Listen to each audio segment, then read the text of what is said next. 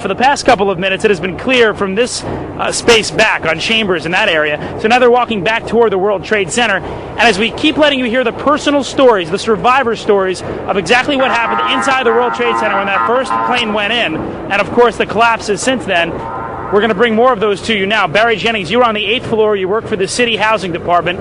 Explain to me the moment of impact. Well, me and Mr. Hesh, the Corporation Counsel, were on the 23rd floor. I told him we got to get out of here. We started walking down the stairs. We made it to the 8th floor. Big explosion. Blew us back into the 8th floor. And I turned to Hesh. I said, this is it. We're dead. We're not going to make it out of here. I took a fire extinguisher and I bust the window out. That's when this gentleman here heard my cries for help. This gentleman right here, and he kept saying, stand by, somebody's coming to get you. They couldn't get to us for an hour because they couldn't find us. You thought that was it? I thought we're dead. I thought that was it. I started praying to Allah. I said, that's it. We're gone. It's over. What was it like for you? You were inside there as well. It was pandemonium. I mean, it was something like out of a Bruce Willis Die Hard movie. He was there and he was crying, and there was another gentleman crying and for help. We couldn't get to him. We tried to get through we went through the buildings. We were lost. Both staircases, the backside was completely blown away. There was no way to access us. We couldn't get to them. And finally, one of the fire department teams found them.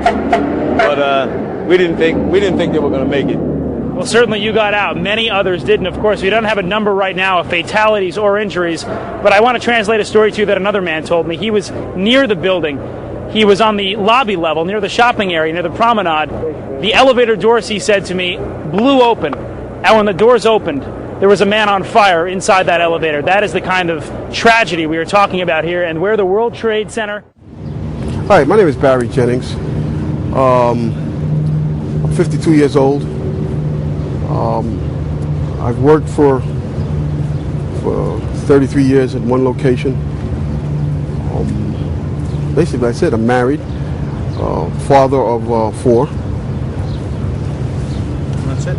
Why don't you tell people your experience from the very beginning of the day on September 11, 2001? All right, it was, as I told you guys before, it was very funny. I was on my way to work, and traffic was excellent. I received a call that a small Cessna had hit the World Trade Center, and I was asked to go and man the Office of Emergency Management at the World Trade Center 7 on the 23rd floor. As I arrived there were police all in the lobby. They showed me the way to the elevator. We got up to the 23rd floor. Me and Mr. Hess, who I didn't know was Mr. Hess at the time, we got to the 23rd floor. We couldn't get in. We had to go back down. Then security and police took us to the freight elevators, where they took us back up, and we did get in. Upon arriving into the OEM EOC, we noticed that everybody was gone. I saw coffee that was on the desk. Still, the smoke was still coming off the coffee. I saw half-eaten sandwiches, and only me, Mr. Hess, was up there.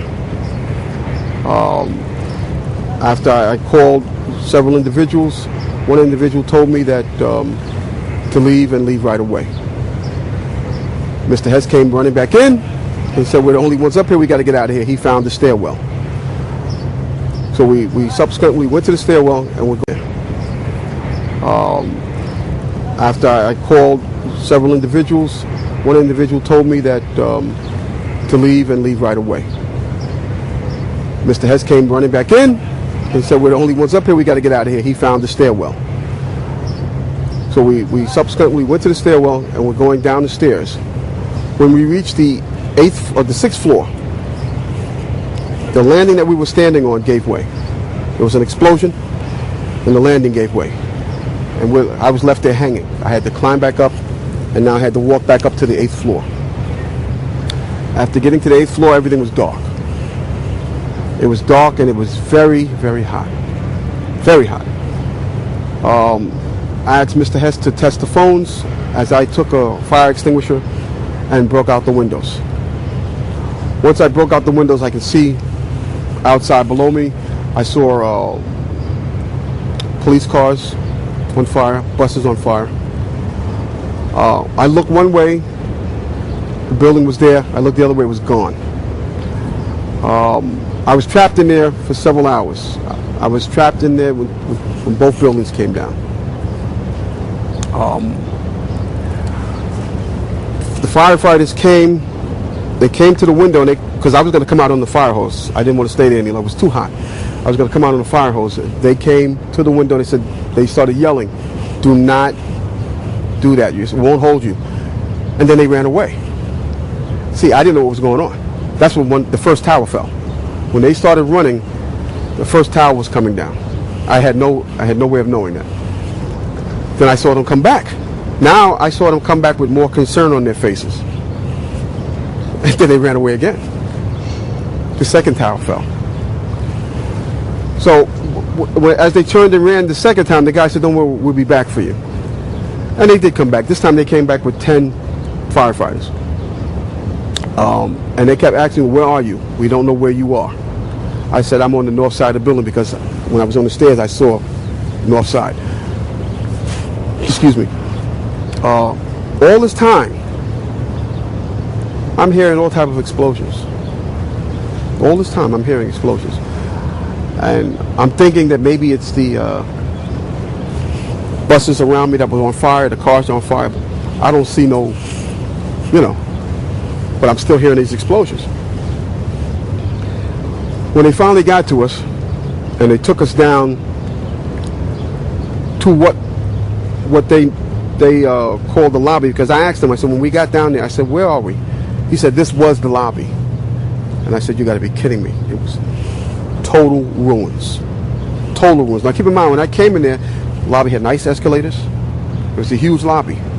And for me to see what I saw, it was unbelievable. And the firefighter that took us down kept saying, "Do not look down." And I kept saying, "Why?" He said, "Do not look down." And we were stepping over people. And you can feel when you're stepping over people. They took us out through a hole that I don't know who made this hole in this wall. That's how they got us out. They took us out through a hole, through the wall, to safety.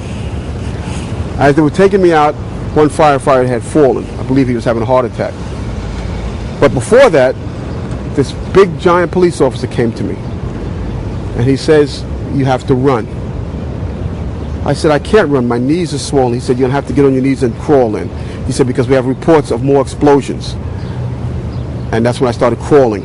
And I saw this guy fall behind me. And his comrades came to his aid. They dragged him to safety.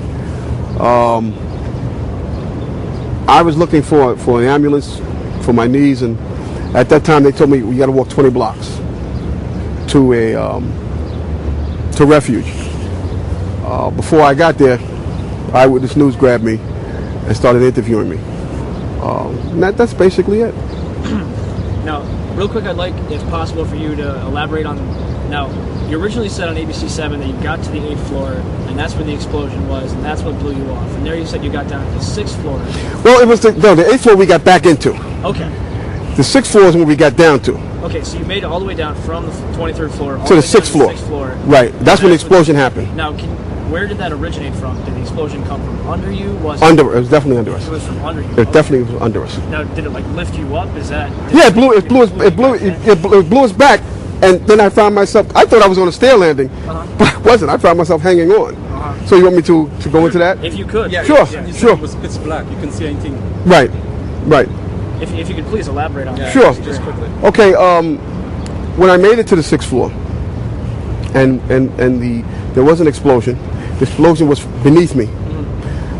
Keep in mind now, it's pitch black in there. All the lights went out. Yeah. So when the explosion happened, it blew us back.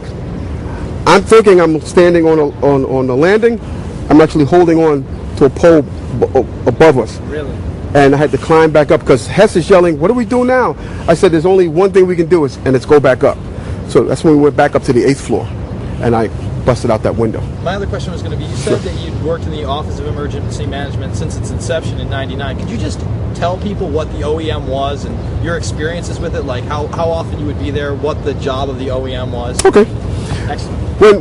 When the Office of Emergency Management did an activation, they always included our locale. And what they did was monitor the emergency. They actually coordinated the emergency through several agencies. And that's what we did. We were there as part of. I was there as part of one of my agencies, which I can't name. Of course. And we would sit there and we would do sit reports. We would get updates as far as the emergency that was on hand, and that's simply what we would do. Every agency that was involved in that emergency was there. Okay. And that was manned 24 hours, I've heard. When the activation, only when there was an emergency activation was that manned 24 hours. OEM was manned 24 hours without the activation. When they opened up the the EOC, that was activated for as long as the emergency was going on. Once the emergency was subsided, then they would, they would stand down. Okay.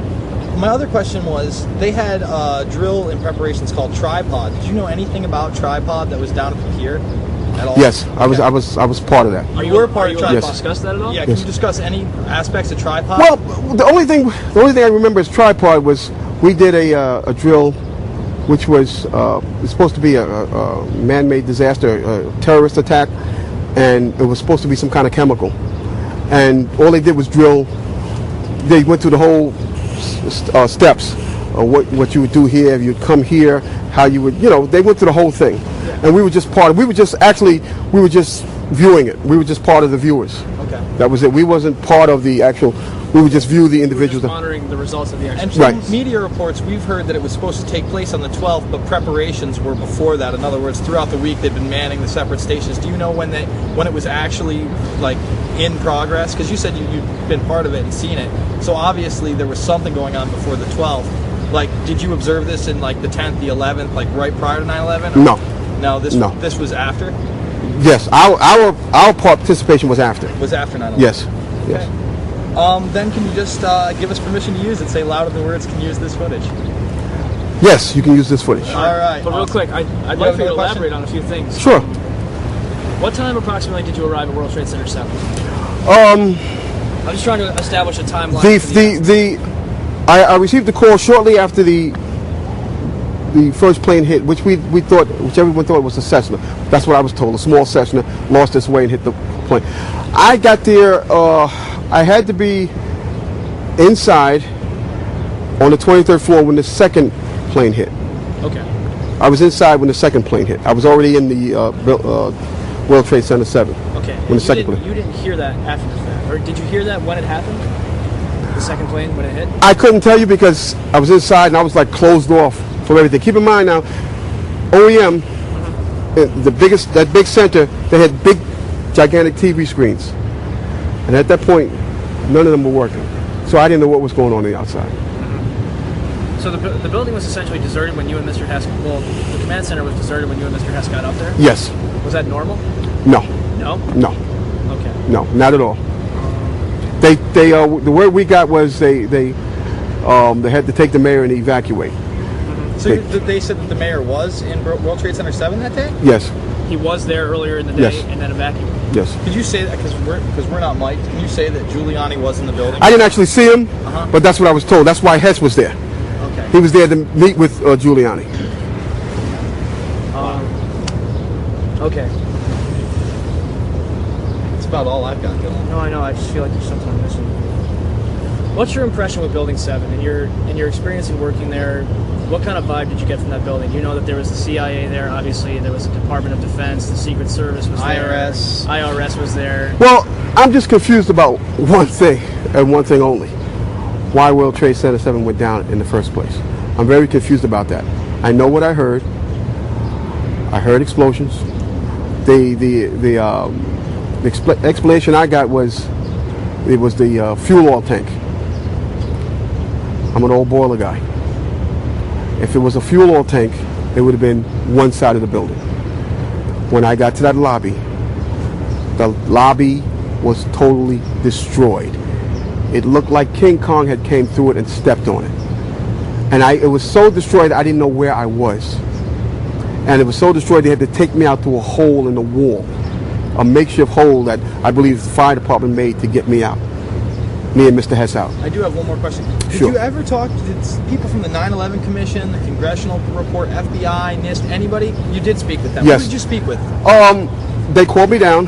Which ones? They were doing I think it was part of the 9/11 Commission. So was it the hearings at the new school? No, No? no, I can't tell you where it was because. Yeah. Okay. Yeah. Oh yeah, that's right. But they called me down there, and they asked me the same questions that you guys are asking me. And at that point, they said, "Okay, thank you." And they sent me on my way. And yeah, you told them pretty much everything you just told us. Yes. That you were in the building, got rocked by an explosion, all that. Yes. And you know that they didn't mention Building 7 once in the commission report. I told them that's where I was. No, That's I know, where I was. but you know that they didn't mention the building at all. I didn't, I didn't give it too much thought. I thought they were just doing, an into report or an investigation on as to what happened. They got my point of view, and I haven't heard any more from them. All right, excellent. So you don't feel that you've gotten a satisfactory explanation for what happened inside that building? No. Not at all? The explanation that I got is about a fuel oil tank. No. No. No. I heard the explosions, and then the key thing was when the police officer came to me, he said, "We got reports of more explosions, so you have to run." Big tall cop. And that's after both towers have fell, correct? Yes. Yes. Okay. Yes. Now, to your recollection, excuse me, to your recollection, did the explosion on the 6th floor happen before the first tower collapsed, or the second one, or before both of them? Because I remember you said earlier you were actually trapped when both of them came down. I'm still in the building when both of them came down. You're still in the building. Are you trapped on the 6th floor when the buildings came down? Yes.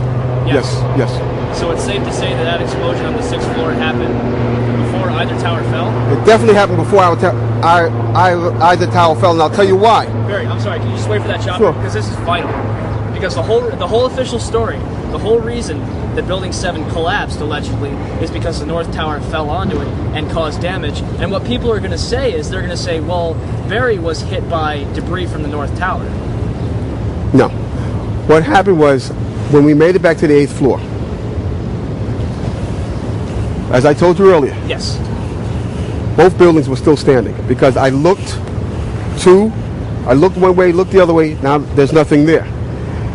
When I got to the 6th floor, before all this happened, when I got to the 6th floor, there was an explosion. That's what forced us back to the 8th floor. Okay. Both buildings were still standing. Keep in mind, I told you the fire department came and ran.